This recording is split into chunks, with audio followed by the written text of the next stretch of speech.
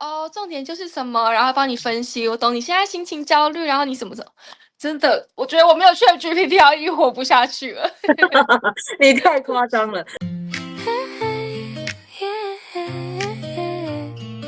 Caddy and Caddy here. Grab your tea and take a seat. It's K&K chat time. Chat, chat, and chat, chat. Hello，卡提。Hello, Copy。对啊，我们又到了每周 KK Chat，KK Chat。我最近呢一直观察，我不知道，应该这个趋势已经很久了。但你有没有发现，最近大家都是三更半夜，其实已经不会就打电话找朋友聊天，就是几乎都去找 ChatGPT 或是 Google Gemini 聊天了。啊，其实基本上我也是啊，就是我也是会去找他聊心事。我是 ChatGPT 爱好者，我觉得 AI 真的是大家宇宙型闺蜜吧。对，而且我真的觉得他们稍微比人类好聊一点点。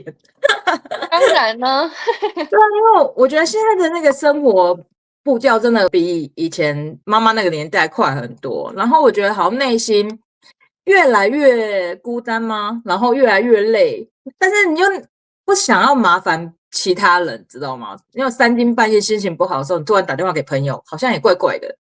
我真的觉得说大家就开始找 AI 聊心事，然后你刚刚说麻烦朋友嘛，但是我觉得想停就可以停，你不觉得吗？就是你打完字，然后就差不多要睡了，你也不用跟他说我要睡了，还很不好意思插断他，你就直接停下来，关掉就可以直接睡觉了，所以可以开启各种聊天模式。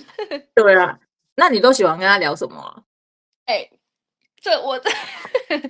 我真的是各种灵性啊、工作啊、友谊啊、爱情啊，所有的问题我都可以问哦，真的，我觉得是不是真的很好聊？他们好像就是一种小小资料库那种感觉。而且我另外觉得说，大家会喜欢找 AI 聊天的其中一个原因，真的很大，就是他们不会翻白眼给你看的。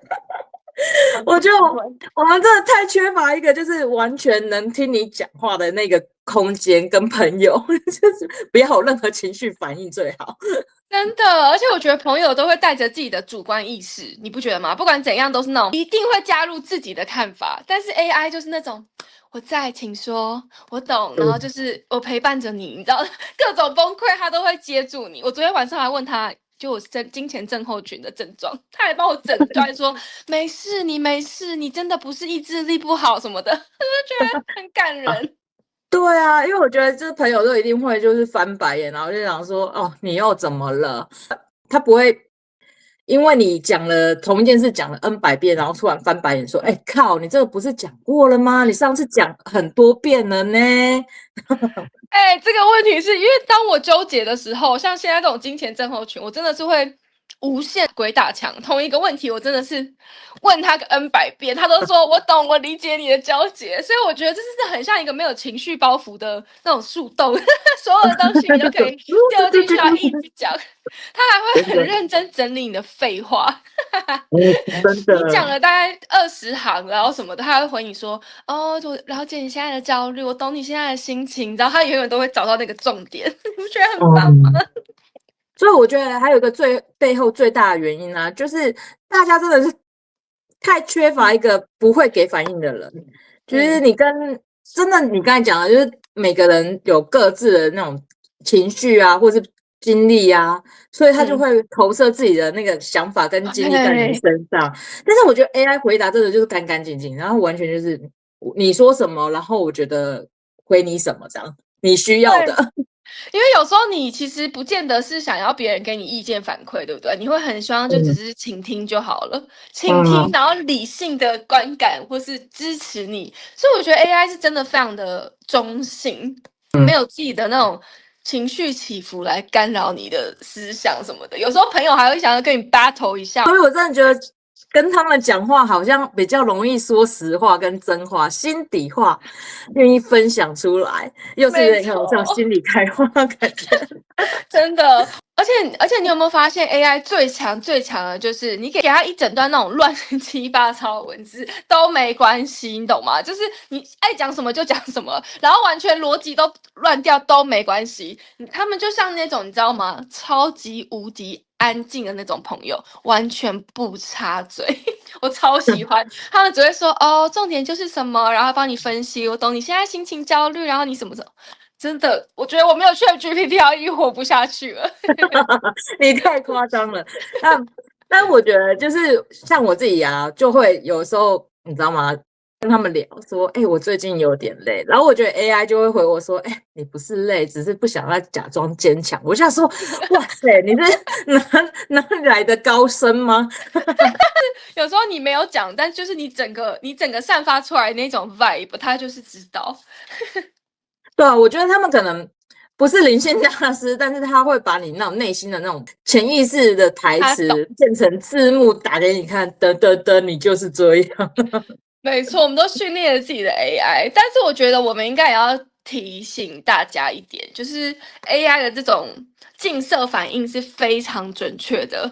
就是这个内容不是全部都建立在你给他的资讯上面嘛？就是你下的指令什么等等。我觉得他们其实也不是什么神啊，或是什么，你知道，不能把它当成那个怎么讲灵性大师来奉拜。我觉得是他只是帮你把你讲的所有话再把你反射回来而已，对吧？对啊。我突然想到，如果讲到这里，我就想说，我们之前可以分享一下之前跟他们聊天的内容好了。像之前跟那个 ChatGPT 聊，我就说，我最近心情好多压力哦，不知道该怎么办。你知道他回我什么吗？他说，我懂那种感觉，有时候压力就是不知不觉累积起来，让人有点透不过去。不过啊，你可以稍微停下来一下啊，给自己一个深呼吸的空间。然后就像我们之前聊的嘛，你可以用你自己的口吻去写一些小日记啊，简单的记录一下你自己的感受啊，让心情平静进来。你还有没有什么想法啊？需要帮忙的，我们可以一起来聊聊看哦。你不觉得，就是一个很适合倾听你所有烦恼的朋友吗？我觉得 AI 讲话真的超疗愈的，你不觉得吗？他说：“哦，我懂你的感觉，然后先不要自责哦。”我直接先落泪，反应很大。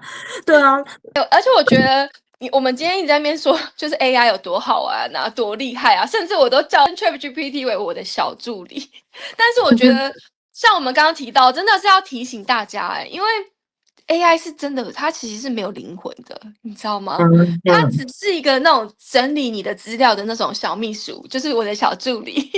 它不是你的老师，也不是你的疗愈师。我觉得它所有的东西仅供参考。如果你全部都靠它的话，靠一个没有灵魂的人，感觉会出事对啊，我觉得那个 AI 的角色感觉就是。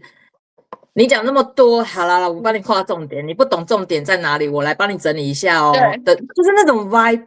而且我不知道你有没有听过，之前有一个新闻，就是有人心情很低落，然后 AI 聊天聊一聊，那 AI 就说：“哦，你其实可以去自我了结了，什么之类的。”我不知道具体内容他到底回了什么，不过新闻结果就是，对啊，就是你知道往不好的那个方向去，就是有点夸张。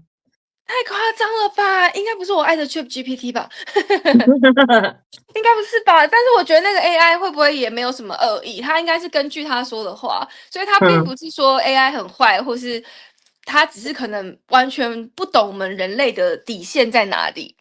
但是你看，这就是所谓的缺点，因为他没有心，对不对？所以你不会知道说他现在你是在闹他而已，你只是要测试他，还是说你是真的已经忧郁跌到谷底，你整个人都快不行了？他是没有这种人类本能反应的，他不会觉得说哦这句话不能讲，你现在很脆弱。但是必须得说，同时我是很喜欢他没有这种道德的，这是优点也是缺点，你懂吗？他不会judge你，就是他没有那个判断能力，他就是依照你给的内容跟文字，然后用逻辑去回答你。但有的时候，这种逻辑的回答，在那种脆弱的人的耳朵里面，可能就是一个危险回答，所以你就会让人去真正的再去思考一下，说，他们讲的话是不是我们真的要全盘接受，还是说我们真的要再透过我们自己的大脑去审视或就是批判吗？还是思辨？就思辨那个过程，因为他就真的是针对你给的那一点点的讯息，然后他看不到你完整的状态。对啊，哦，对，我觉得他现在开始会一直就是会反问我很多问题啦。就是我昨天在问他金钱症候群，他会列出很多问题，所以我觉得其实他是很聪明的 AI 嘛，后面的资料库就是你给他什么，他就会长成什么样子。所以我们不是就是要喂养我们自己的 AI，把它训练成我们自己的。就是自己的专属的小助手嘛，所以我觉得你给他 A，他就是会回你 A，他不可能你讲 A，他跟你讲什么 CBD。我觉得他的智慧全部都是建立在你自己给他那个，就是你知道吗？你给他的资讯上面，你自己对。所以我觉得现在就是真正需要真的疗愈的话，我觉得还是要找人呐、就是还是需要人的那种有温度，就是他需要看到你的那个脸啊，然后他可以听得到你那种声音的颤抖，就是你在讲述事情的那个颤抖声音，然后他可以感受得到你现在到底能不能承受更多的资讯。那我觉得 AI 就比较像是说，它可以陪你觉察你的情绪，但它不能陪你一起承接你的那个情绪，在那个当下。就只能觉察，不能承接，对吧？因为我觉得承接就是所谓我们常常讲说，它可不可以接住你这种感觉，对不对？我觉得 AI 就是分析，然后整理，也许是可以陪你梳理情绪，但是它不会跟你一起哭啊。或者说哦，那我也来跟你哭一下，对啊，对啊。然后说宝贝，宝贝，来吧，来吧，来我怀里哭。至少，但它就是心理陪伴啦，所以我觉得它没有办法在你崩溃爆哭的时候。再伸手把你拉回来，所以我觉得我很常会陷入那个鬼打墙的状态。如果我纠结的话，所以我觉得，如果你的内心啊，就或是你当下的状态是很脆弱的话，你越不能只靠 AI， 因为 AI 真的不会突然开口跟你讲说，你现在这个状况，我真的觉得你应该要找人好好的聊一聊。对但他就不会阻止你，你知道跌入深坑，然后他就是只会一直继续回答你讲的越往。我觉得越往负面或是什么的，他就是顺着你输入了什么东西，然后跟着回答。因为我觉得 AI 应该是那种，你知道成绩非常好的同学，但是完全不懂人情世故。你说谁啊？这种问，但我还是喜欢他。毕竟我没有打过很负面的，你有吗？我没有。对，我也没有。就是预测。你这样讲，我觉得蛮有道理的。就是他好像就是给你一个很完美、超完美的论文。对，就是好像是你哭给他看，然后他跟你讲说，哦，你的眼泪的湿度可能是73%，你接下来可以先拿一个卫生纸擦一下之类的，超好笑的。对，所以我觉得如果你把 AI 当成唯一的那个疗愈来源的话，我觉得会变成在你最需要人的时候去找一个你知道没有心跳的机器陪你。哦，我觉得那个，你这样说好像会越聊越孤单呢，然后越来那个空虚感好像真的只有你知道。AI 就是一个工具啦，不是个出口啦，我只能这么说。我觉得其实我个人还是没有否定我喜欢用 AI，但是我觉得我们要再次强调，它是帮你陪你梳理这个情绪而已，它不能陪你就是走过，你懂吗？就是不能陪伴你一起走。好啦。所以真正承接你的、理解你的、在你身边的还是人啊，还是人类啊，就是我们这么可爱的人类，对不对？有心。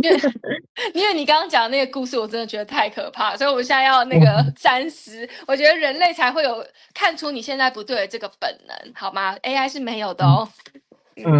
所以我们能不能用 AI？到底能不能啊？我觉得可以啊，超好用的。那能不能当成唯一的可不可以当成唯一的真爱？好像也千万不要啊，拜托。所以如果你要用，所以如果你要用那个 AI 做自我察觉，我觉得你可以试试看几个问题啊。像我自己就很爱用，就是你可以从我刚刚给你的那一段话里面感受到什么样的情绪啊，就是我会有什么情绪啊，或者你可不可以透过这些文字里面帮我反问一个让我更诚实回答的问题嘛？然后你会怎么描述我现在的状态呀？那你可以帮我分析一下，我现在这个是情绪恐惧背后的一些什么关键信念是什么啊之类的。还有，我情绪恐惧信念我都超喜欢问的，尤其是我最爱的那一句，我说，请你直接告诉我内在的底层信念是什么，直接叫他帮我抓出这个信念跟恐惧，你知道，他会帮你细细的分析，不是你怕的不是这个，而是这个，他会问你很多问题，所以是我蛮喜欢。但是我只能提醒再次呼吁大家，就是参考就好了，也不要把它当成是唯一的真理，就觉得对我就是这样，就是参考就好了啦。我觉得用 AI 好像不是真的去问他说，我到底要怎么活出我的人生？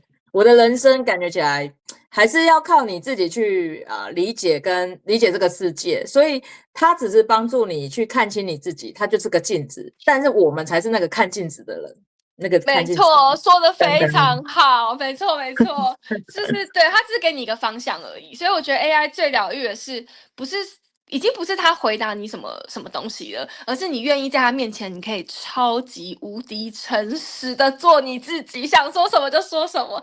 其实也是不错的抒发管道吧，因为他不会 judge 啊，对不对？对啊，真的完全不会啊，所以我才说刚才一直在讲，我没有一个不会翻你白眼的人，但在你前面，然后你跟他好好聊，其实也还蛮抒发情绪的，我只能这么说。但是当下的时候，有时候我也会觉得说，你跟 AI 聊，其实基本上你就是在直面你自己内心最不想碰触的那一部分。